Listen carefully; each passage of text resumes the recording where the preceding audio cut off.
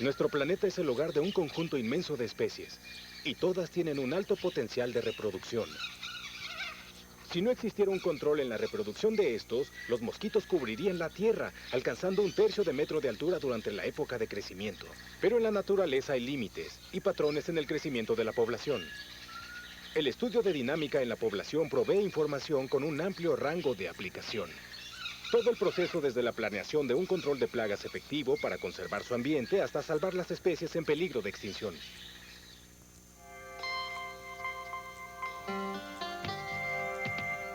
Cambio. Diversidad.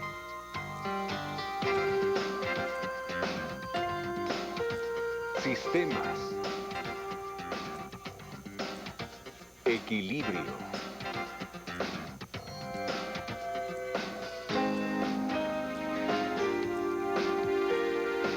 Biología. En este programa vamos a aprender acerca de los patrones de crecimiento en la población y los factores de su medio ambiente que les afectan. Conoceremos las técnicas para conservar y manejar a las poblaciones. Veremos cómo se salvan las especies en peligro y cómo conservar sus hábitats. También examinaremos los factores involucrados con el control de plagas. Y al final del programa lograremos aprender cómo las poblaciones cambian con el tiempo. Y cómo estos cambios finalmente nos afectan a todos. Patrones de población. Crecimiento y manejo. Conservando nuestro futuro. Muy bien. Si vamos a estudiar el crecimiento de la población, necesitaremos alguna. ¿Qué tenemos aquí? Estoy cultivando levadura. Yo tengo mosquitos de fruta. Y yo tengo crema batida cubierta de bacterias. Recuerden esto. Les han pedido observar a sus poblaciones, recolectar información y graficar sus resultados. Si ponemos el número de organismos a lo largo del eje Y el tiempo a lo largo del eje X, ¿cómo se verá su gráfica? Bueno, imagino que la mía se verá como una línea recta. Así. La población seguirá creciendo con el tiempo. Bueno, yo pienso que la mía será como un semicírculo. Porque eventualmente, al quedarse sin comida, morirán. Sí, la mía sería como una J. Te noto bastante seguro, Cameron. Sí, ¿cómo lo sabes? Bueno, he estado haciendo algunos cálculos de mis cultivos y al parecer los números están disminuyendo. Observemos estos cultivos. Ahora hemos puesto unos cuantos organismos en un ambiente ideal. ¿Qué es lo que pasa aquí adentro? Bueno, las bacterias son organismos que se reproducen muy rápido, así que si están dentro de su condición ideal, se reproducirán al máximo. Eso significa que la población se duplica cada 20 minutos. Eso es crecimiento extrapotencial. A ese ritmo, habría más de 1 millón en 7 horas. En una gráfica, la línea sería recta. Pero no creo que por siempre, ya que ahí solo hay demasiada crema, y mis mosquitos de fruta morirán también porque eventualmente estarán sin comida y sin espacio. Y Vanessa, ¿qué pasa con tu levadura? ¿Acaso producen algún desperdicio? ¿Alcohol? Muy bien, continúa. Bueno, yo creo que cuando esté concentrado, toda la levadura morirá. Bien. Han visto unos puntos interesantes del crecimiento de la población. Díganme, ¿cómo se ve la gráfica ahora? Bueno, al final, yo pienso que va a ser una curva con crecimiento rápido. Pero después de un tiempo, mientras estén sin comida, disminuirá y así morirán. Bien, bien hecho. Déjenme aclarar algunos puntos de la población mientras estamos aquí. Los niveles del crecimiento están basados en modelos matemáticos. En biología, la R es usada para representar un nivel de crecimiento. Así que le llaman R a las poblaciones elegidas. Una característica es que son temporales, como insectos o algas. Ahora, continúen con su investigación y los resultados gráficos. Y Cameron, no te comas tu experimento.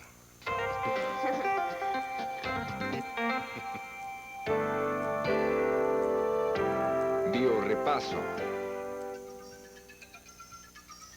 La forma de la curva de crecimiento en la población es inicialmente determinada por 2 factores.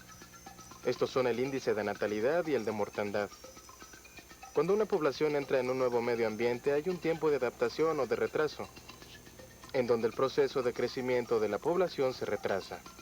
Durante este periodo, el índice de natalidad es solamente un poco más elevado que el índice de mortandad. Y el impacto en el tamaño de la población es mínimo a comparación de los primeros números. Cuando las condiciones de crecimiento son ideales y la reproducción se acelera, la población alcanza su potencial biótico. El índice de natalidad sobrepasa el índice de mortandad y el índice de población crece al máximo. A esto lo llamamos la etapa exponencial de crecimiento.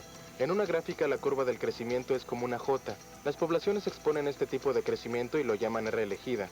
Los organismos entre estas poblaciones son generalmente de tamaño pequeño. Tienen un lapso corto de vida, usualmente estacional, y producen muchas descendencias. Muy bien. Estudiamos las poblaciones bajo condiciones ideales en el laboratorio. ¿Qué es lo que pasa con las poblaciones naturales? Si crecieran de la misma manera, estaríamos hasta el cuello de organismos. Veamos la población natural. Estudiaremos a la lechuza. Es un ave que vive en las praderas. Se alimenta de insectos y otros pequeños organismos. Supongamos que ponemos un grupo de estas lechuzas en un ambiente y evaluamos su crecimiento en un cierto periodo de tiempo. ¿Cómo sería la forma de su curva del crecimiento? Asumiendo que sobrevivan y después de un periodo inicial puedan adaptarse a su hábitat, su índice de reproducción debería incrementarse, como nuestros experimentos en el laboratorio. Sí, pero ellas son salvajes. Tienen que encontrar su propia comida y un lugar para hacer su nido. Creo que en la naturaleza no está tan controlado como en el laboratorio. Sin mencionar a los depredadores, en especial cuando son jóvenes. Es que hay tanta comida y recursos que después de un tiempo el nivel disminuirá. Sí, estoy de acuerdo con ustedes. Después de la etapa inicial de retraso, el índice de crecimiento de la población es rápida. Pero tan pronto como el espacio y los recursos son utilizados, el índice de crecimiento disminuye. Reto para el estudiante. ¿Qué curva de crecimiento de la población es ilustrada en este modelo forma de S? Es una buena analogía. Tengo otro modelo aquí. Vamos a suponer que estas charolas para panecillos son nidos de lechuzas. Mientras el número de lechuzas en los nidos incremente, el espacio comenzará a ser un factor limitado. Pero si fuera una población abierta, entonces algunas lechuzas se irían. Y otras lechuzas ocuparían su lugar. Y otras morirían. Y otras serían presas. Por lo cual habrá más espacio para que otras lleguen. Yo creo que la población sería mucho más constante si todos los factores interactuaran. De lo que hemos analizado, ¿cómo se vería la forma de esta curva? Bueno, yo pienso que se vería algo así. Al principio habría un crecimiento rápido, pero después de un tiempo el nivel disminuiría. Ah, muy bien. Esto se llama logística o curva en forma de S. Muchas poblaciones viven en ambientes donde los recursos son limitados.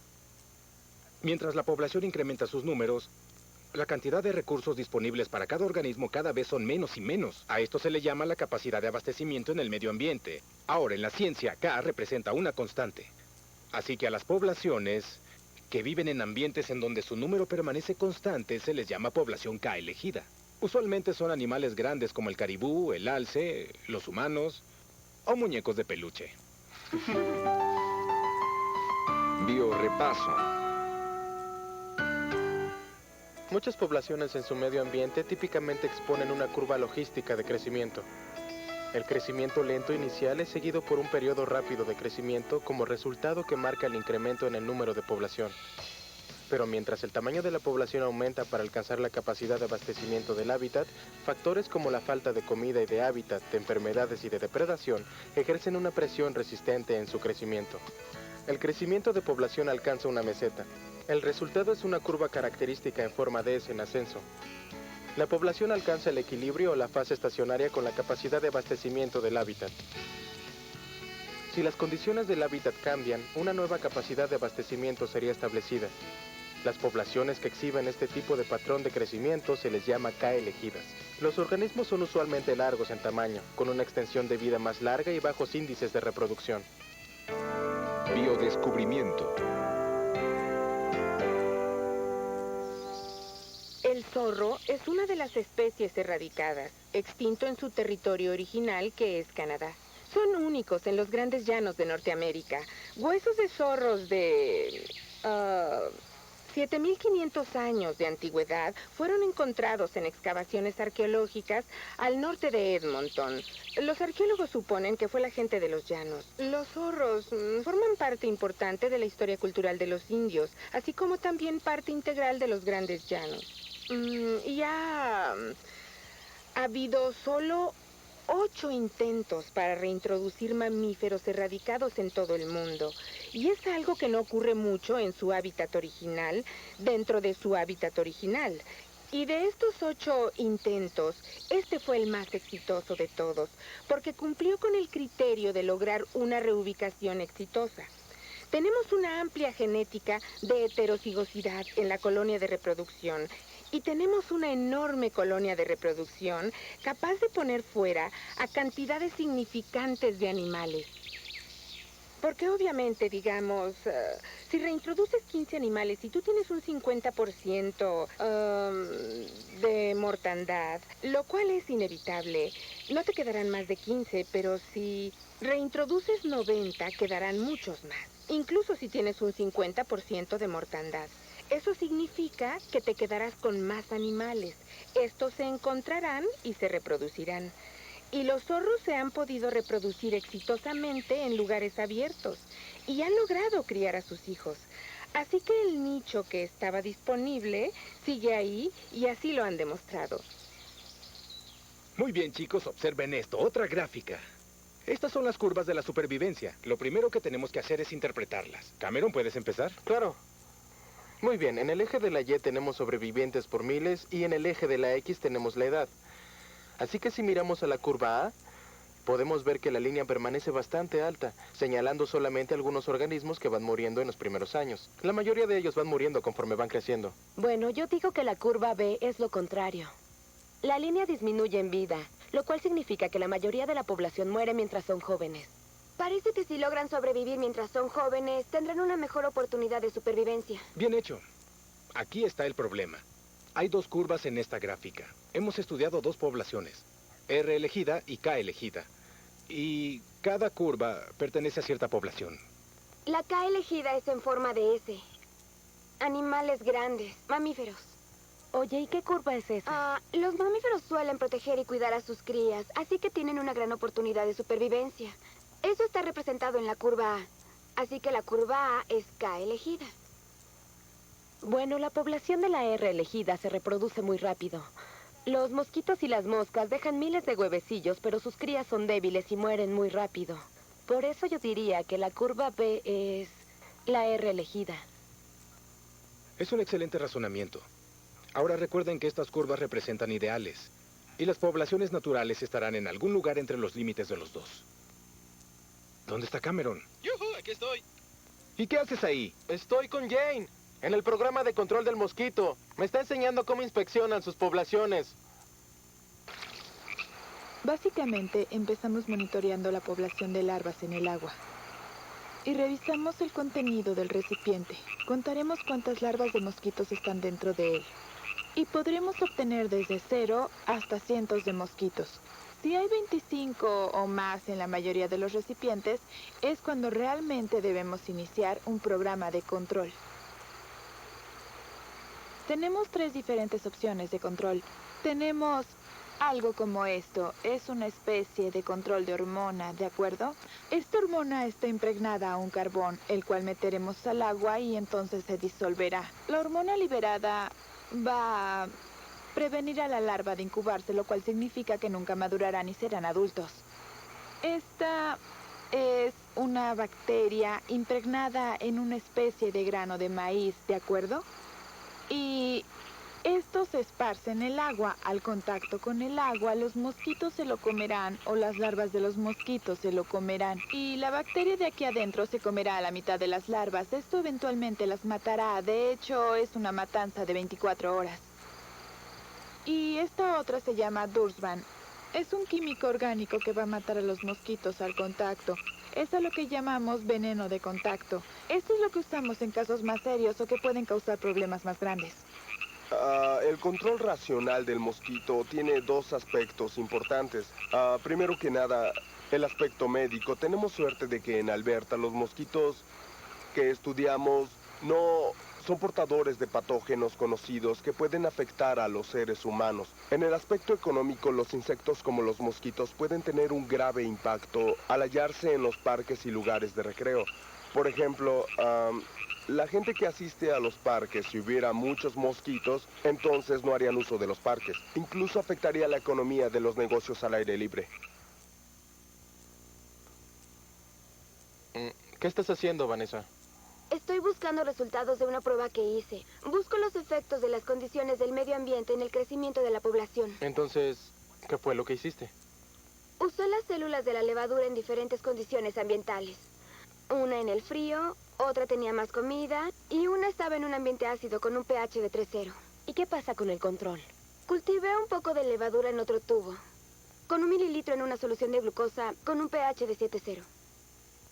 Entonces ya tienen los mismos tubos de ensayo, excepto las variables que estaban estudiando. Así es, y entonces los lleno con agua destilada, pongo agua fría en el refrigerador y guardo los otros en temperatura normal. ¿Y cuál fue tu hipótesis? Bueno, ¿tú cuál crees? Tengo 3 condiciones de medio ambiente. Uno es en el frío, otro con gran cantidad de comida y otro en condición acídica.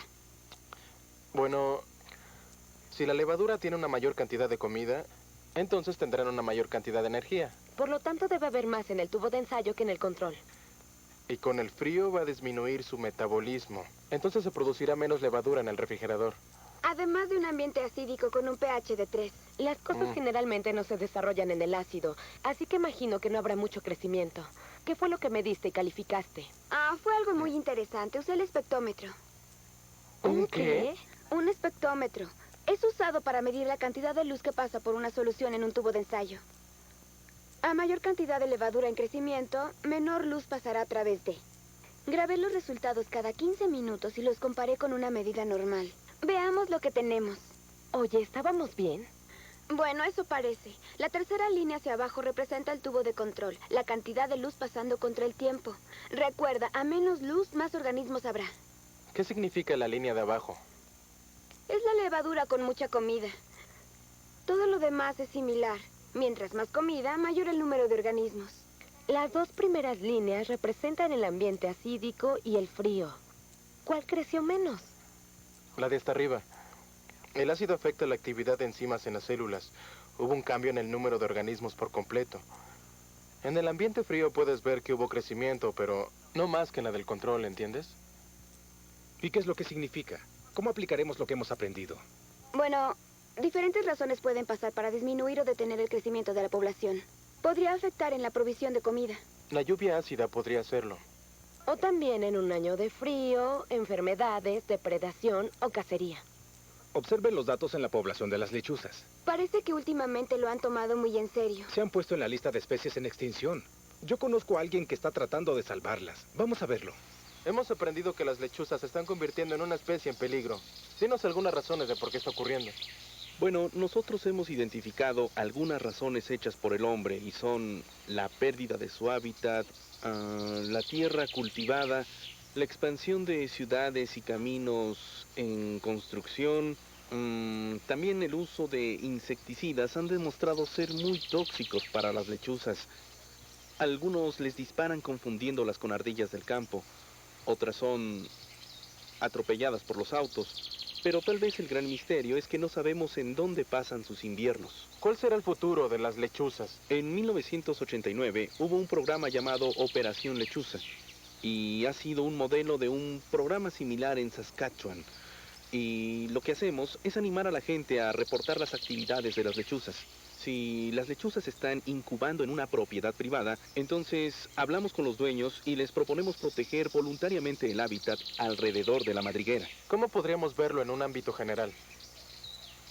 Bueno, la lechuza visualmente demuestra una independencia de una especie a otra, porque primero la ardilla del campo comienza cavando su madriguera y después el tejón sigue.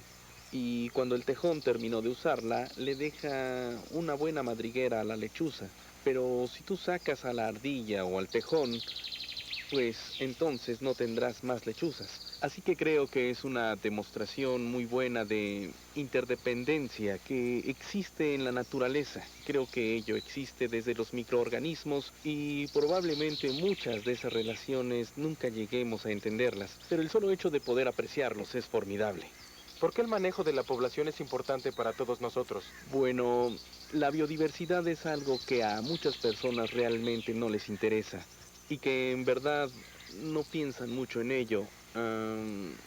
Nosotros como seres humanos somos solo una de las millones de especies que compartimos este planeta Y todavía, en el corto tiempo que hemos estado en este planeta, hemos alterado drásticamente los hábitats, al grado que hemos perdido diferentes tipos de especies. Y realmente es preocupante cuánto hemos perdido. La sociedad se maneja por intereses económicos. Y creo que sería muy difícil ponerle un precio a una lechuza, ponerle un precio en dólares.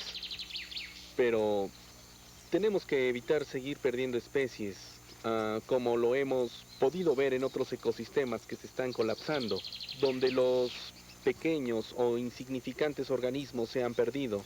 Hay muchos beneficios médicos que todavía se están tratando de explotar en los hábitats y específicamente en las praderas. Y bueno, el ecosistema de la pradera en sí mismo es probablemente el menos apreciado, pero es uno de los ecosistemas con mayores problemas actualmente. Larry Simpson es el director de proyectos para la conservación de la naturaleza en Canadá. La misión de la conservación de la naturaleza es conservar la variedad de vida de plantas y animales entre la nación en cooperación con las personas. Yo creo que vale la pena mencionar por qué las Naciones Unidas realizan una estrategia de conservación a nivel mundial. Ellos saben que el mundo, por primera vez, en miles de millones de años, alcanzó una población de miles de millones a mediados de 1800. Y a mediados de 1900 estábamos agregando 1.000 millones de personas más cada 15 años. Y los impactos relacionados a los recursos globales han sido muy preocupantes y entonces supieron que teníamos que hablar y establecer principios y guías sobre cómo las sociedades se deben conducir. ¿Qué es lo que significa en términos de conservación? ¿Tenemos que guardar comida? ¿Cuánto necesitamos para guardarla? Las preguntas siempre llegan a la necesidad de la conservación de la biodiversidad y creo que la primera cosa que quiero remarcar es qué es la biodiversidad. En la revista Reader's Digest explicaron que si vas manejando, digamos, por las montañas, las plantas y animales que encontrarás van a ser diferentes a las plantas y animales que se encuentran en las praderas. Son de diferente ecosistema. Y el secreto de conservar la biodiversidad contiene 3 niveles. Primero que nada, tienen que conservar suficiente cada ecosistema para rescatar las especies que han existido históricamente. Así tendrían suficiente genética variable para que no lleguen a reproducirse fuera de su hábitat. Tenemos 3 parámetros de biodiversidad. Tienes que tener espacio y el suficiente número de animales para obtener las genéticas. Y sin ninguno de los 3, nos comprometeríamos demasiado con la biodiversidad. A nivel global dependemos mucho de algunos recursos alimenticios y a lo mejor de 12 plantas como papas, arroz, maíz, trigo y cebada, que empiezan a disminuir otra vez. Si miramos a mediados de 1970, una plaga de maíz en Estados Unidos se estaba reproduciendo a lo largo de 100 kilómetros al día. Y ellos habían estado buscando en todo el mundo una genética salvaje dentro del maíz que fuera capaz de defenderse de esta plaga y encontraron 40 hectáreas de una planta de maíz muy particular en México con el rasgo genético necesario para defenderse contra esta plaga. Tomaron ese rasgo, lo unieron con el cultivo de maíz doméstico y obtuvieron un cultivo de maíz productivo para Norteamérica. Así que realmente dependemos de un pequeñísimo segmento de la planta para abastecer nuestros recursos alimenticios y se comenzó a incrementar su producción en monocultivos y los riesgos relacionados sugieren que necesitamos mantener la biodiversidad. Simple, para nadie más, solo para la agricultura. Necesitamos reducir el riesgo, es como tener una póliza de seguro de vida en nuestra producción de comida al conservar la biodiversidad. Diversidad. Lo que tenemos que hacer es luchar para mantener un ecosistema viable, todos sus componentes operacionales y las poblaciones que son parte de ese ecosistema. No queremos perder ningún hábitat o especie. Además de esto, hay forma de controlarlo y que se logre tener un gran impacto que no obstaculice la actividad conjunta. Y creo que eso es lo que probablemente ocurrió con el primer intento en el desarrollo sostenido que hubo.